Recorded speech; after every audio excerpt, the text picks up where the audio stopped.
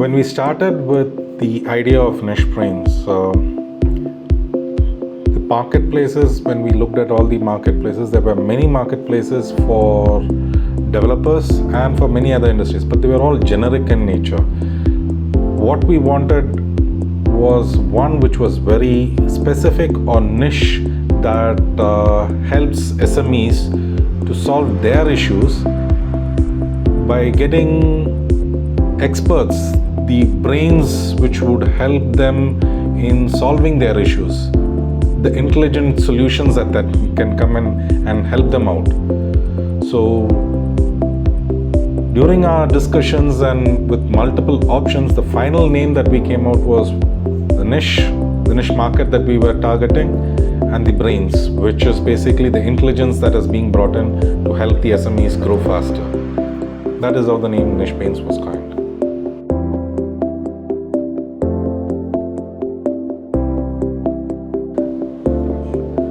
When we started off with nicheBrains, the one single question that we asked is that why do small and medium manufacturing enterprises start small and stay small?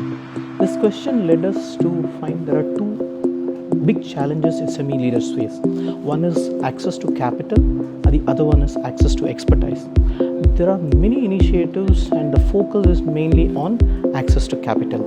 However, there is no structured way of accessing the expertise once you have capital problem is solved. Today, the SME leaders look at their personal network or look at large consulting firms or software-centric initiatives for solving the problem.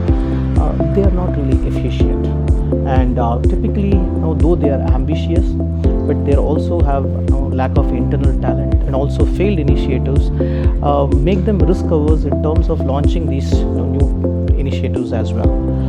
And on the other hand, if they don't scale up, if they don't really launch these technology initiatives to grow, they're going to perish in the coming days. This was one part of the problem we identified. And when we look at other part of it, we also see that there is a growing number of experts, independent people who have a domain knowledge, who have made the business successful, has set up their own practice. But however, they also don't have access to consistent business opportunities. They only kind of restricted to a very limited personal network based business opportunities, actually speaking, which prevents them from realizing their peak potential. So this fragmented, disparate two groups where SME leaders who doesn't have access to the right experts and experts who are looking for opportunities to create value are not able to connect with each other. So that's where we see that if we are able to bring them under one place and create tools and insights for them to confidently interact with them for mutual benefit, we can impact positively growth and transformation of SMEs. And that's how the nicheBrains idea has started, and we validated with industry leaders and also experts, and we got a clarity that, and also clear signal that it is definitely a problem to be solved, and that's where we started nicheBrains as a platform to help SME leaders accelerate growth and transformation through connecting with experts on demand.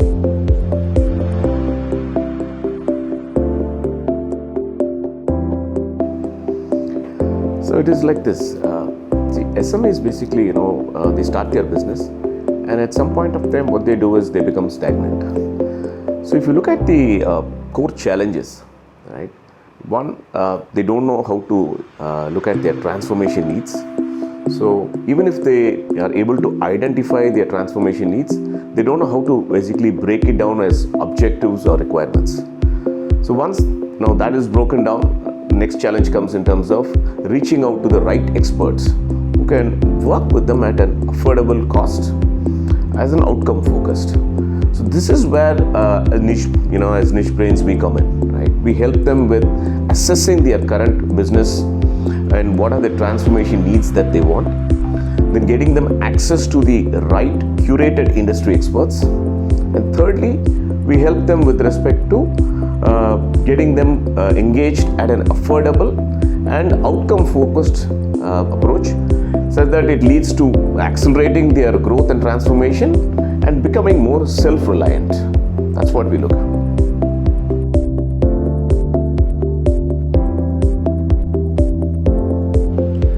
platform or marketplace, it's a terminology which most of us will be knowing by now.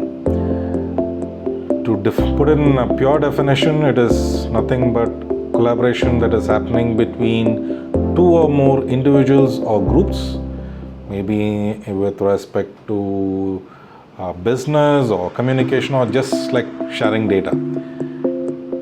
While the party which is hosting this platform has to be trustable, so that is where the platform services come in. This digital format in which the platform is there, once the users have say references coming in, then it comes into a network effect wherein the scalability, everything starts growing. So when you build a platform, then you make sure that it is scalable, and at the same time you can have network effects and other things that can easily help you grow faster there. So in short, that is what is in it.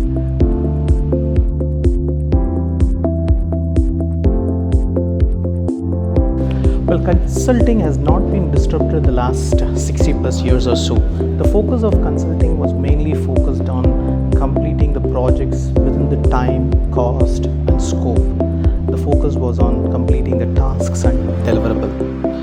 And I would say that even when selecting the consultants, the emphasis was on brand name and the consulting companies in the process. Like every other industries that is getting disrupted because of the technology, I'm sure consulting also is going to get disrupted, and it's in fact already getting disrupted as well. So I would classify these disruption in three areas. One is on project, portfolio, and freelancing as well. This is what I would say. The projects would be not just completing within time, cost, scope, but it will also be of shorter duration and also focused on business outcomes. And the second, typically the second one which I would say is that freelancing. Customers, both people who are engaging consultants and also consultants themselves, want freedom and flexibility of engagements where they wanted to have more say in the way the engagement is structured. So I believe that this will give rise to more and more people getting into a freelance engagement and give rise to the tools and solution that promotes freelancing. And finally, it's about portfolio, right? And a consultant is not a CV. He brings in wealth of experience across different domains and different areas of expertise. So I would say that they will build a portfolio of themselves, creating a different version of themselves, will be able to engage with across diverse set of customers, and that will give rise to a portfolio careers per se, as I would say that. So that's where the future of consulting is going to be.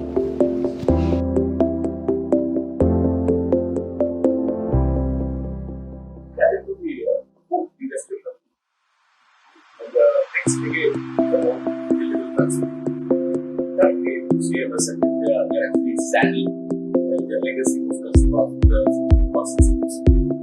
The current environment is also changed significantly. A lot of pressure on businesses, especially from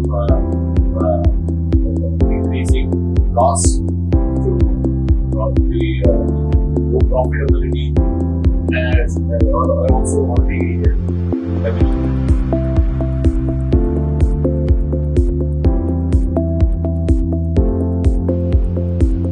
Well, when we talk about automation, AI, ML, robotics, there's always a fear that it is going to remove all the jobs or majority of the jobs around the world. Well, I don't believe so. The reason being is, yes, it is going to help certain redundant or repeatable works that can be done to be done more efficiently, which means that as users and people behind it, we can use our brains to help expand into other horizons. So it is not going to cut down jobs, but it is going to enhance the jobs that we are going to do.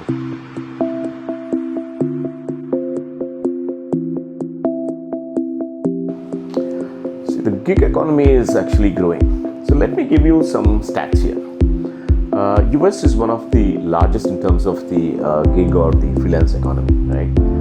So it is currently at 35% of their workforce is in the freelancing or gig economy, and it is expected to grow at 5% per annum. Similarly, when you look at the Indian context as to how we are growing, so the expectation is in the next 5 years we are expected to grow at a rate of 17% CAGR.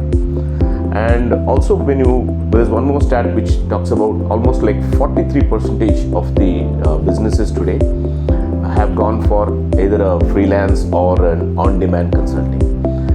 And in India also, the expectation is that we're going to grow from like 20 billion, which is the freelance economy, to about a 30 billion. So the freelance economy is like certainly growing, and obviously, with the layoffs, the COVID, these kind of things have in fact accelerated the way the freelance economy is growing. Like people want to be more independent.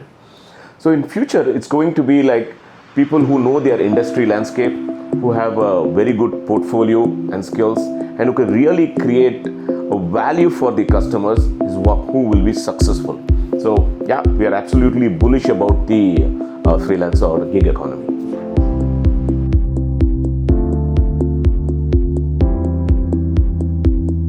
Many of us would have worked in organizations wherein we didn't like the work culture. So when we got together, we wanted to build an organization where we enjoy the work. So it started out with, okay, if I have to enjoy the work, I should also be making sure that I improve myself, right? So one thing with improvement comes is we have to make mistakes. If we make mistakes, we try to improve on ourselves. So keeping failure as that. So we said it is better to be fast to do things rather than be perfect about it. And the second part was, to make these failures, should I take a permission? No, not required. So make as many mistakes as you want, but don't repeat those mistakes again. Last but not the least, we believe in teamwork. So we said, okay, together let's achieve more, but keeping in the organization goals always as the priority one for it. So devise our goals based on the organization priorities, work as a team, and improve yourself at the end. That's it.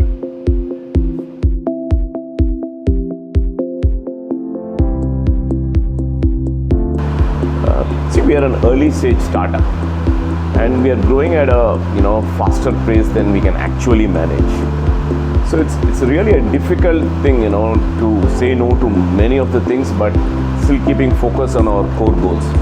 So that's why we made a conscious decision in terms of we want to focus on curation versus growth, and participation of the community versus actually the scale. And we want to have a more of control of the transactions, primarily for the quality as against openness.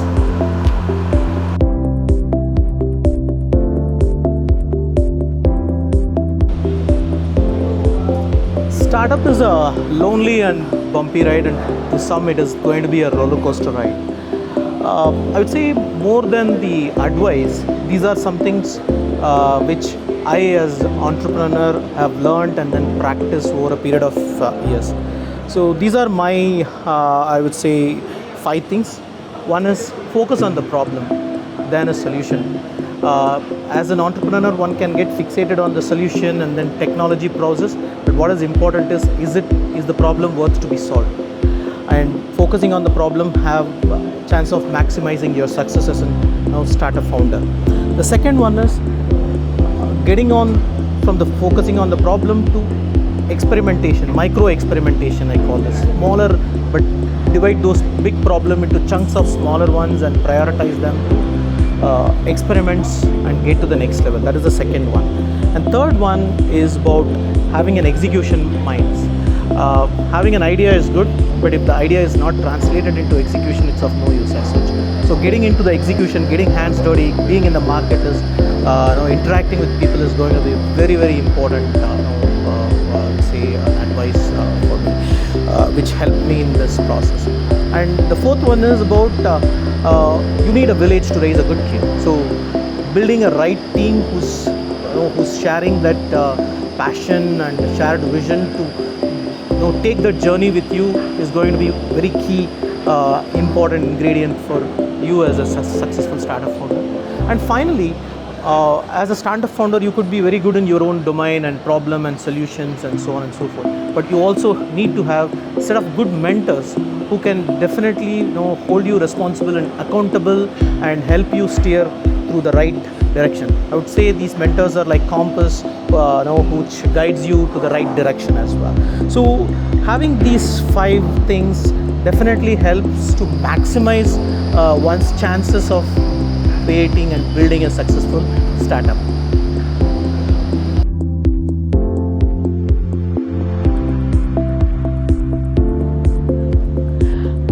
One word to define my team will be driven. We are at the phase of building the organization where we are not focusing on doing things rightly or doing right things. It's more about experimentation, taking ownership, and being passionate about building the organization. So I'm fortunate to have the team who's driven by these goals and take up these challenges proactively and make things happen. So that's why I call my team as driven.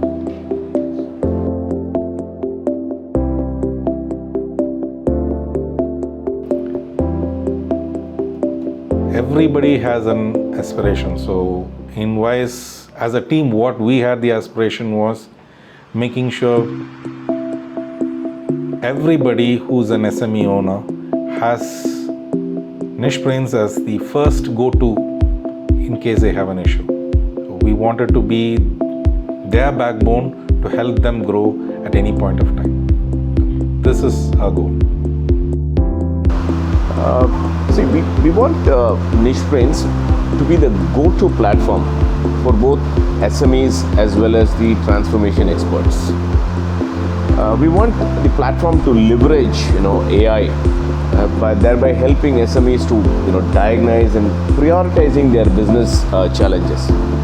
And also, we want them to be, connected with experts in the shortest possible time. And in the end, what we want is that through the platform, we want to create a kind of a transformation journey, which they can continuously keep, updating and reflecting and be part of. We want nicheBrains to be really part of their transformation journey too.